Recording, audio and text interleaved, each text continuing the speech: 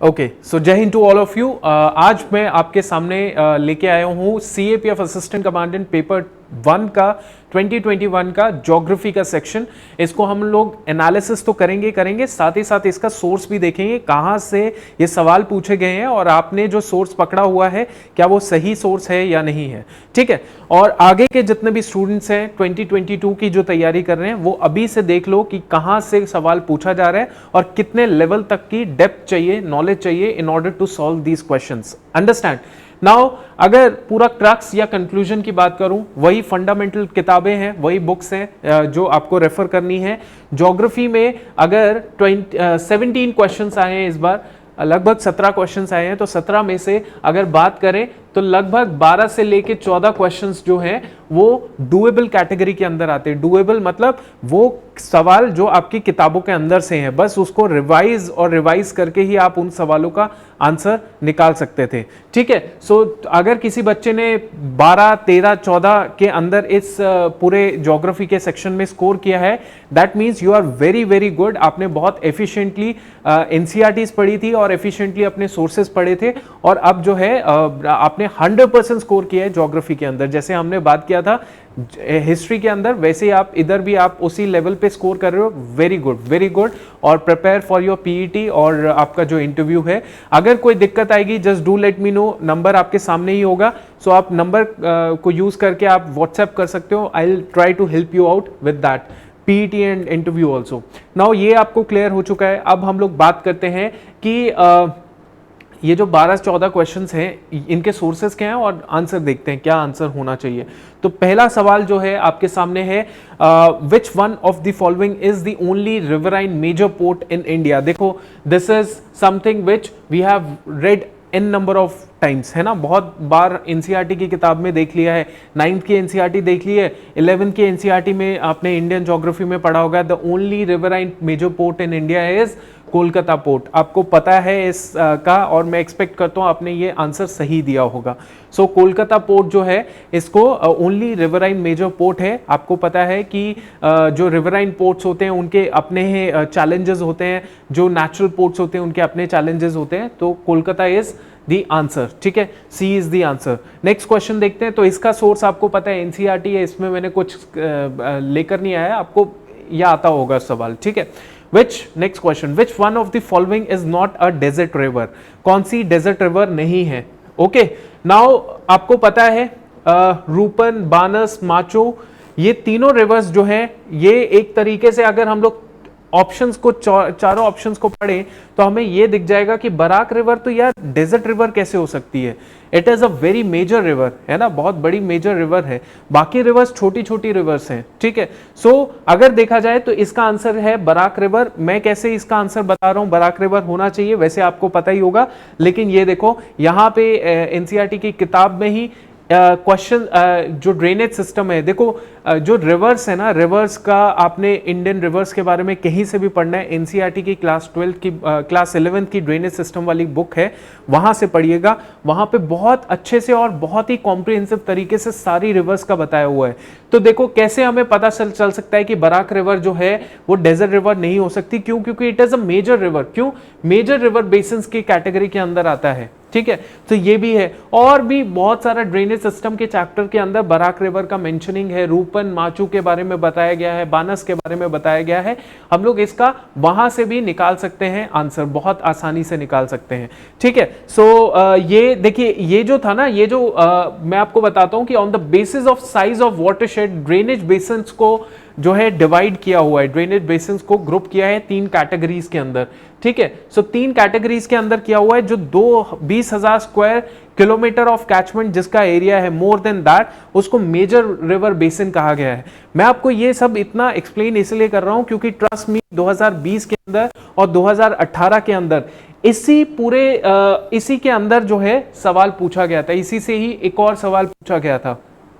ठीक है, सो ये जो है ये आपने एटलीस्ट इतना लर्न करना है फॉर योर नेक्स्ट एग्जाम कि 20,000 स्क्वायर किलोमीटर से ज्यादा का जो कैचमेंट एरिया रखने वाली जो मेजर रिवर बेसिन्स हैं वो कौन कौन से हैं। तो आपके गंगा, ब्रह्मपुत्र, कृष्णा, तापी, नर्मदा, माही, पेन्नार, साबरमती, बराक, है ना। सो ये जो जितनी भी मेजर हैं आपने याद रखनी है ताकि कल को आप क्वेश्चंस को निकाल पाए। ठीक है, अब ये क्वेश्चन भी हमने सॉल्व कर लिया। अब उसके बाद क्या है, दोनों question NCERT. Next question, third question, convection currents जो होते हैं which move in the tectonic plates, which move the tectonic plates, tectonic plates को मूव करते हैं, are found in which layer of the earth, कौन सी लेयर ऑफ अर्थ में ये मिलते हैं।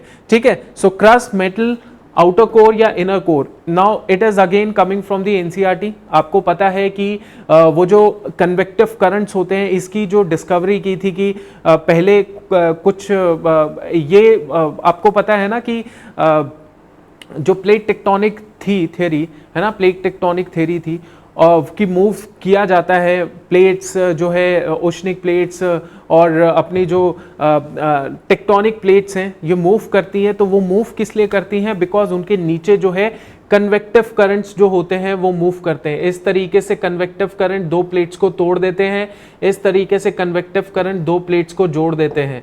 ठीक है, इस तरीके से होता है। सो ये जो कन्वेक्टिव करंट्स है ये बेसिकली हमारे मेंटल से निकलता है, स्टेनोस्फेयर जो मेंटल की ऊपर वाली लेयर होती है वहां से ये मिलते हैं। अब देखिए ये कहां से मिला, एनसीईआरटी से ही मिला मुझे। तो आर्थर होम्स जो है उन्होंने बेसिकली डिस्कस किया था possibility of convection currents, convection currents जो ऑपरेट कहां पे कर रहे हैं, मेंटल पोर्शन पे। देखो ऑपरेट कहां से कर रहे हैं, मेंटल पोर्शन पे। तो ये देखो पूरा आप पढ़ सकते हो, कोई दिक्कत नहीं है। अभी आपको मैंने सोर्स बता दिया कि कहां से ये सोर्स पूछा गया था, है ना। चलो अब नेक्स्ट क्वेश्चन पूछते हैं, the heaviest rocks which are rolled along the river bed in river transport come under which type of load. That means कि जो सबसे हेवीएस्ट, जब भी रिवर बेड के अराउंड जो है वो बेसिकली रिवर जब लेकर जाती है अपने साथ बहुत लोड लेकर जाती है, मिट्टी होती है, पत्थर होते हैं, कंकड़ होते हैं, तो बड़े बड़े हेवीएस्ट रॉक जो होते हैं वो जब रिवर के साथ चल रहे होते हैं तो उसमें जो ट्रांसपोर्ट हो रहे होते हैं, सो वो हेवीएस्ट रॉक को हम लोग क्या कहते हैं, विच टाइप ऑफ लोड उसे कहा जाता है। सो ये होता है हमारा ट्रैक्शन लोड। अब ये जो है मैंने कोशिश तो की कि एनसीईआरटी में सीधा सीधा ऐसे स्टेटमेंट में आ जाए हमारे पास, लेकिन ये एनसीईआरटी में सीधा सीधा नहीं आया। बट अगर आप एलिमिनेशन लगाते तो सोल्यूशन लोड बिल्कुल नहीं था, सस्पेंशन बिल्कुल नहीं था। हेवीएस्ट रॉक सोचिए, हेवीएस्ट रॉक सस्पेंड कैसे हो सकते हैं, सोल्यूशन कैसे हो सकता है, और सॉल्टेशन लोड कुछ भी नहीं होता। तो traction load is the right answer. ऐसे एलिमिनेट किया जा सकता था अगर हमने जियोमॉर्फिक प्रोसेसेस पढ़ी होती या ओशनिक प्रोसेसेस जो है चैप्टर पढ़ा होता, वो उससे हमारा आंसर आ सकता था। लेकिन अगर डायरेक्ट आंसर चाहिए था, तो अगर डायरेक्ट आंसर था तो जीसी लियोंग में आपको ये जो जीसी लियोंग के में आपको जियो प्रोसेसेस के अंदर चैप्टर के अंदर आपको ये ट्रैक्शन लोड जरूर इसका पॉइंट ये मिल जाता। तो जीसी लियोंग भी स्टूडेंट्स को रेफर की जाती है कि आप पढ़ सकते हैं। बाकी अगर एनसीईआरटी अगर अच्छे से पढ़ ली होती तो ये भी आंसर निकल सकता था एलिमिनेशन के थ्रू, कोई इतना मुश्किल नहीं था। ठीक है, चलो अब नेक्स्ट क्वेश्चन देखते हैं, which of the following factors are needed for the growth of corals, है ना। अब ये जो क्वेश्चन है इसमें बहुत सारी आर्ग्यूमेंटेशन चल रहा है, मतलब हमारे कुछ स्टूडेंट्स बहुत डाउट में थे कि ऑल ऑफ द अबव आएगा या ये आएगा वो आएगा। मैं आपको इसका रियल आंसर बताता हूँ, real answer after studying a lot of things, तब मैं आपको आंसर इसका बताऊंगा। इसका आंसर क्या है, देखिए फ्रेश वाटर बिल्कुल गलत है। ठीक है, कोरल्स जो होते हैं वो फ्रेश वाटर के अंदर नहीं ओरिजिन होता है, और बहुत ही ज्यादा सलाइन वाटर है वहां पर भी नहीं होंगे, क्योंकि कोरल्स जो होते हैं बहुत ही सेंसिटिव होते हैं। तो उनके लिए बहुत ही एडिक्वेट वो चाहिए होता है, सिस्टम चाहिए होता है इन ऑर्डर टू ग्रो, है ना। वहां पे सस्टेन रहने के लिए उनको बहुत ही स्पेसिफिक सिस्टम होता है उनका, उस स्पेसिफिक सिस्टम में चेंजेस आ जाते हैं तो वो फिर आपको पता है कि कोरल ब्लीचिंग होना शुरू हो जाती है। तो फ्रेश वाटर में बिल्कुल कोरल एग्जिस्ट नहीं करेंगे। क्लियर शैलो सॉल्ट वाटर, देखो सॉल्ट वाटर में बिल्कुल एग्जिस्ट करते हैं वो, ठीक है। और वो सॉल्ट वाटर कैसा होना चाहिए, शैलो होना चाहिए, बहुत डीप सॉल्ट वाटर नहीं होना चाहिए, क्योंकि उनको सनलाइट चाहिए होती है। ठीक है, सनलाइट करेंगे तभी तो वो फोटोसिंथेसिस जो है उनको मिल पाएगी ना, तभी वो ग्रो कर पाएंगे, है ना। ओके और warm water between this and this is correct statement, ठीक है, वार्म वाटर तभी ट्रॉपिकल रीजन में कोरल्स हमें मिलते हैं, अंडरस्टैंड हो गया। तो इसमें देखो, इसमें पहला गलत है, इसमें दूसरा सही, तीसरा चौथा, तो इसमें बी ऑप्शन आना चाहिए। अगर कोई डाउट है तो वो डाउट खत्म कर देना, क्योंकि फ्रेश वाटर में नहीं होते, वो सॉल्ट वाटर में होते हैं, ठीक है, आप याद रखिएगा। कहां से, ये बेसिकली एनसीईआरटी में सीधा सीधा तो नहीं लिखा है, बट थोड़ा सा इसको अंडरस्टैंड करेंगे तो बिल्कुल ये मिलते हैं। देखो वार्म वाटर के अंदर मिलते हैं, ट्रॉपिकल वाटर के अंदर मिलते हैं हमें, शैलो वाटर होता है, शैलो वाटर होना चाहिए ताकि सनलाइट इनके पास पहुंच सके, फोटोसिंथेसिस ये कर सके। और इसके अलावा हमारे सामने है क्लियर सॉल्ट वाटर। अब क्लियर सॉल्ट वाटर क्या है, सुटेबल फॉर कोरल ग्रोथ, बाकी हाईली सलाइन वाटर और fresh water not suitable for these corals, ठीक है। सो ये सारी चीजें, पोल्यूशन बहुत कम होना चाहिए, क्लाइमेट चेंज ज्यादा नहीं होना चाहिए, नहीं तो कोरल ब्लीचिंग हो जाएगी। समझ आ गया? तो इसका आंसर थोड़ा डाउटफुल था स्टूडेंट्स के लिए, बट अब मैंने आपको आंसर क्लियर कट बता दिए हैं। नाउ ये क्वेश्चन जो था ये भी डाउटफुल स्टूडेंट्स के लिए रह रहा था कि केव्स है, आर्चेस है, स्टैक्स हैं, स्टम्प्स हैं, ये लैंडस्केप फीचर किसका है ना?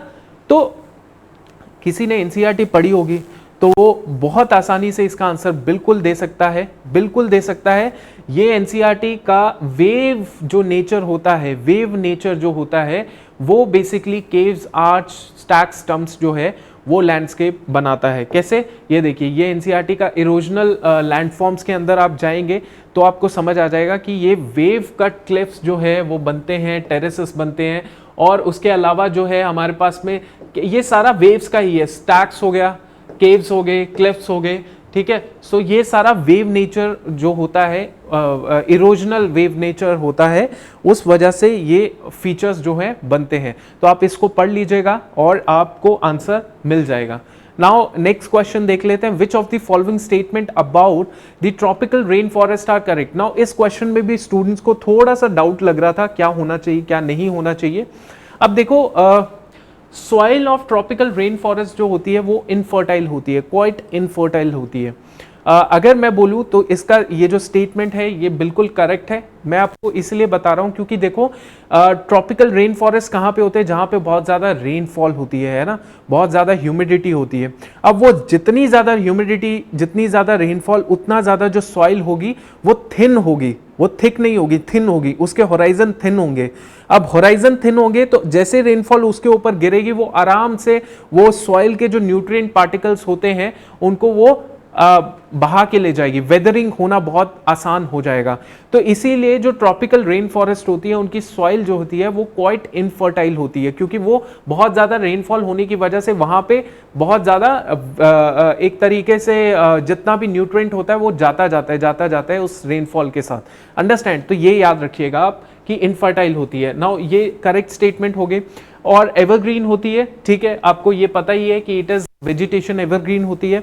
अब next is most productive land base होते हैं ecosystem, and this is something which they have been described as desert covered by trees. ये भी सही स्टेटमेंट है, डेजर्ट कवर्ड बाय ट्रीज इनको कहा जाता है, डिस्क्राइब किया जा सकता है, ठीक है। सो इसमें जो आंसर होना चाहिए 1 2 3 4। हाँ, ये थोड़ा सा नॉन डूएबल के कैटेगरी में हम लोग ले सकते हैं, कोई इतनी बड़ी बात नहीं है। अगर इसको हम लोग सॉल्व करेंगे तो शायद हमारा गलत भी हो सकता है अगर हम लोग ज़्यादा सर्च वगैरह ना करें तो, क्योंकि ये एनसीईआरटी में मेरे को डायरेक्टली तो नहीं मिलता, थोड़ा थोड़ा से इनके पॉइंट्स जो है एनसीईआरटी में मिलते हैं, बट डायरेक्टली ये चीज़ नहीं मिलती है ना। ये चीज़ हमें मिल जाती है कि क्वाइट इनफर्टाइल तो रहती है, क्योंकि ह्यूमिडिटी ज़्यादा, रेनफॉल ज़्यादा, तो ज़्यादा न्यूट्रिएंट जो है वो वॉश अवे हो जाता है, ठीक है। अब चलो इसको tropical evergreen, semi evergreen forest की बात करें तो यहाँ से आप थोड़ी थोड़ी चीज़ें जो है निकाल सकते हो। ये एनसीईआरटी से जो मिला मैंने आपके सामने लेकर आ गया कि यहाँ से आप आराम से थोड़ा बहुत 2-3 पॉइंट्स को देख सकते हो कि यहाँ पे लिखा हुआ है, बट डेजर्ट विद ट्रीज जो है वो कहीं पर भी नहीं लिखा हुआ, बट आंसर उसका वही होने वाला है, ठीक है। अब नेक्स्ट क्वेश्चन देखते हैं, in which one of the following soils the salt content is so high that common salt is obtained by evaporating the saline water in some area, ठीक है। सो ये क्वेश्चन क्या है कि सॉल्ट कंटेंट इतना ज्यादा हाई होता है कि आप इवेपोरेट कर देंगे उस सॉइल में, इवेपोरेशन होगा तो बेसिकली पानी तो ऊपर चले जाएगा, रेस्ट सॉल्ट बन जाएगा, तो सॉल्ट भी हम लोग निकाल सकते हैं। सो इसका आंसर एरिड सॉइल है। सिंपल क्वेश्चन है, वर्बटिज्म है एनसीईआरटी का, ये देख लीजिए। एरिड सॉइल, जहां पर भी सॉइल का चैप्टर है क्लास 11th की अपनी जो इंडियन ज्योग्राफी है उसमें देखिए, तो आपको सिंपल सिंपल वही चीज मिल जाएगी जो अपना सवाल था कि इन सम एरिया सॉल्ट कंटेंट इतना हाई होता है कि कॉमन सॉल्ट भी हम लोग सकते हैं इस सॉइल से। ठीक है, ओके, ये भी क्लियर हो गया। अब अगेन द सेम चीज, Cardamom Hills are regarded as a continuation of what? Eastern Ghats, Mizo Hills, Naga Hills या Western Ghats? Simple question, Cardamom Hills जो है वो कंटिन्यूएशन है हमारे वेस्टर्न घाट से। तो आपको पता है कार्डामोम हिल्स केरला में मिलते हैं, वेस्टर्न घाट का उसकी एक्सटेंशन है। अगेन डेक्कन प्लेट्यू वाला जो +1 की बुक है वहां से आपको मिलेगा कि बेसिकली सह्याद्री जो है वो महाराष्ट्र में हमें मिलेगा, ठीक है। नीलगिरी हमें वेस्टर्न घाट की एक्सटेंशन हमें कर्नाटका में, तमिलनाडु में भी, और अन्नामलाई और कार्डामोम हिल्स जो है वो हमें केरला में मिलेगा, वेस्टर्न घाट की एक्सटेंशन। ठीक है, now next question, again the simple question, tributary reverse की बात करें, सतलुज जो है वो अपना कहाँ पे आ जाती है? इंदस में आती है। कोसी जो है we are going to find it in the, अब देखो सतलुज A4 हो गया, A4 में हमारे पास सिंपल ये दो ऑप्शन आ गए, ठीक है। अब हम लोग बी की बात करते हैं, तो बी हमारे पास क्या आ जाएगा? एक मिनट, राइट। सो उसके बाद हम लोग बात करते हैं कोसी, तो कोसी रिवर हमारे पास कहां पे आने वाली है? या तो बी ऑप्शन है 3 या 2, तो 3 या 2, कोसी हमारे पास गंगा में आने वाली है। तीस्ता या चंबल रिवर जो है, चंबल आपको पता है यमुना हो गया, तीस्ता हमारा ब्रह्मपुत्र हो गया। सो इसमें आंसर क्या होना चाहिए? A4 हो गया। उसके बाद कोसी जो है वो गंगा आ गई, गंगा मतलब B3 आ गया, B3 आ गया। C जो है दैट इज तीस्ता 2 हो गया, एंड D इज 1, तो इसमें C ऑप्शन होना चाहिए। कहां से इसका आंसर आएगा? ड्रेनेज सिस्टम का चैप्टर है, वो पढ़ो, बहुत कॉम्प्रिहेंसिव है, बहुत जबरदस्त चैप्टर है, वहां से बाहर क्वेश्चन नहीं आएगा, उसको पढ़ के ही आपका स्टेटमेंट ये पूरी होगी। ठीक है, अब नेक्स्ट क्वेश्चन हम लोग बात करते हैं। नेक्स्ट, राइट, नेक्स्ट क्वेश्चन भी देखते हैं। देखो यूराल जो है वो आपके पास अपने सॉरी, राइट, ओके, सो यूराल जो है आपको कहाँ पे मिलेगा? रशिया में मिलेगा। एपलेशियन जो है नॉर्थ अमेरिका में मिलेगा। एंडीज जो है वो साउथ अमेरिका में मिलेगा, और साउथ अफ्रीका में ड्रैकन्सबर्ग मिलेगा। सो इसका आंसर क्या है? ए इज यूराल, ए इज 3। अच्छा, ये दो ऑप्शन आ गए हमारे पास। बी क्या है? एपलेशियन, एपलेशियन नॉर्थ अमेरिका में, B is 4 and B is your right answer. ठीक है, सो सिंपल था, इसका मैं सोर्स भी नहीं बताऊंगा क्योंकि आपको पता है कि बहुत ही सिंपल डुएबल क्वेश्चन था, एनसीईआरटी में कहीं पर भी मिल जाएगा ये आंसर आपको। ठीक है, next question is which of the following main types को iron ores are found in India? So main types में अगर देखा जाए, सो ये जो मेन टाइप्स है हेमेटाइट एंड मैग्नेटाइट, ये main type of iron ores हैं जो मिलते हैं। That means 1 and 2 should be correct. Okay, Assam conservation reserve located कहाँ पे लोकेटेड है? एनसीईआरटी क्लास जहाँ पे आपके पास टाइगर रिजर्व्स और ये सारे रिजर्व्स दे रखे हैं ना, वहीं पे आप देखिएगा पीछे चैप्टर के पीछे जो है आपको मिल जाएंगे। बेसिकली असम कंजर्वेशन रिजर्व भी मिलेगा, ये हमारे पास उत्तराखंड में है। इनफैक्ट ये न्यूज़ में भी आया था, रामसर कन्वेंशन साइट जो है वो इसको डिक्लेयर किया गया है, located on the Yamuna river, Dehradun district in Garhwal region. Ramsar declares the Assam as the site of international importance, तो न्यूज़ में भी ये काफ़ी चर्चा में रहा था। अब उसके बाद नेक्स्ट क्वेश्चन है, what is the depression at the top of volcano following the volcanic eruption called? तो वोल्केनो के टॉप में, जो वोल्केनो का जो टॉप होता है उसमें किस तरीके का डिप्रेशन होता है, क्या डिप्रेशन का नाम होता है? जब वोल्केनिक एरप्शन सारा का सारा हो जाता है तो उसके बाद कैसा डिप्रेशन का क्या नाम बनता है? So it is basically crater जो है वो बनता है, और क्रेटर के बाद क्रेटर लेक भी बन जाता है। जब पानी जो है वो रेनफॉल होती है और पानी वहां पे इकट्ठा हो जाता है तो क्रेटर लेक भी बन जाता है। ठीक है, सो ये आपको याद रखना है। ठीक है, अब उसके बाद in order to find the absolute location of the place on the map which of the following will be required? क्या रिक्वायर्ड होता है इसके लिए? आपको पता है it is both latitude longitude of the place is required. ये latitude हो गया, ये लॉन्गिट्यूड हो गया, यहाँ पे आपका वो रिक्वायर्ड होगा। Speed of the wind is measured by anemometer. Anemometer is the answer for this particular question. ठीक है। अब उसके बाद अच्छा, अब आप बोल रहे होंगे कि सोर्स तो बता नहीं रहे यार। ये क्वेश्चंस जो है ना एक्चुअली मुझे पर्सनली ये लगता है, शायद आपको ना लगता हो, आप कमेंट में बता सकते हैं, लेकिन ये क्वेश्चंस बहुत सिंपल क्वेश्चंस है। बहुत बहुत ऐसे क्वेश्चंस है जिसने लूसेंट भी पढ़ी होगी ज्योग्राफी की, वो भी ऐसे क्वेश्चंस को सॉल्व कर सकता है ना।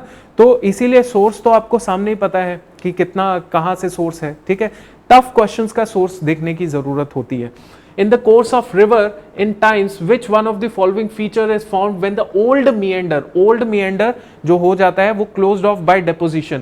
तो देखो meander जो होता है पहले ऐसे ऐसे ऐसे ऐसे चलते हैं, फिर बहुत ज्यादा इसमें वेविंग हो जाती है, और वेविंग होने के बाद अल्टीमेटली ये वेव कट ऑफ हो जाता है।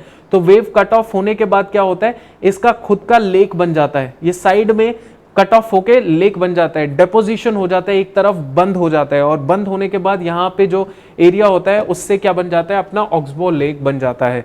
तो सिंपल सा चीज है, ये भी हमें एनसीईआरटी से ही मिलता है। ओल्ड जब बेसिकली जब मिएंडर जो है थोड़ा वैसी स्टेज में आ जाता है, जब वो बहुत ज्यादा वेविंग स्ट्रक्चर मिएंडरिंग बहुत ज्यादा करता है, तो फाइनली कट ऑफ होके वो लेक बन जाता है, जिसे हम ऑक्सबो लेक कहते हैं। अंडरस्टैंड। सो ये क्वेश्चन भी हमने इधर से देखा था। सो मैंने आपको जल्दी इसीलिए कराया है, आई थिंक जल्दी तो नहीं कराया, बट इतना जरूर समझाया है कि बहुत लोग बोलते हैं कि हमारे यहाँ से आया है, वहाँ से आया है, but they never talk about the fundamentals, that is NCERT. ठीक है। तो आप जो है आप सिंपल सा अंडरस्टैंड कीजिए कि इस बार जो है जिस बच्चे के 130 प्लस मार्क्स आ रहे हैं ना, 130 प्लस मार्क्स आ रहे हैं, सो मेरा कहना है कि उसको अपनी पीईटी की तैयारी कर देनी चाहिए। अगर 125 भी आ रहे हैं तो भी कर देनी चाहिए, उसमें भी कोई दिक्कत नहीं है, लेकिन 125 इस बार थोड़े से वो हो जाएंगे मतलब डाउटफुल हो जाएंगे, लेकिन कर देनी चाहिए। हिम्मत रखनी है, होप रखनी है, पेपर 2 में अच्छा किया होगा तो सब कुछ पॉसिबल होता है। So what best you are going to do is कि अभी एनालाइज करके क्रिस्टल क्लियर कर लो, और नेक्स्ट ईयर की भी स्ट्रैटेजी बनाओ, इस ईयर के लिए आगे की कार्रवाई भी शुरू कर दो, ठीक है, ताकि आपका टाइम वेस्ट ना हो और आप बहुत ही तरीके से अपना best possible utilisation of time करें, ठीक है। सो नेक्स्ट क्लास के अंदर I will be bringing some another subject जो होगा उसको हम लोग कंप्लीट करने की कोशिश करेंगे, ठीक है। सो ओके, एंड कोई भी आपको डाउट क्वेरी कुछ भी रहता है, just do let me know. मैं आपको कोशिश करूंगा कि जितना जल्दी आपका चीजें हैं वो सॉल्यूशंस निकलें। ओके।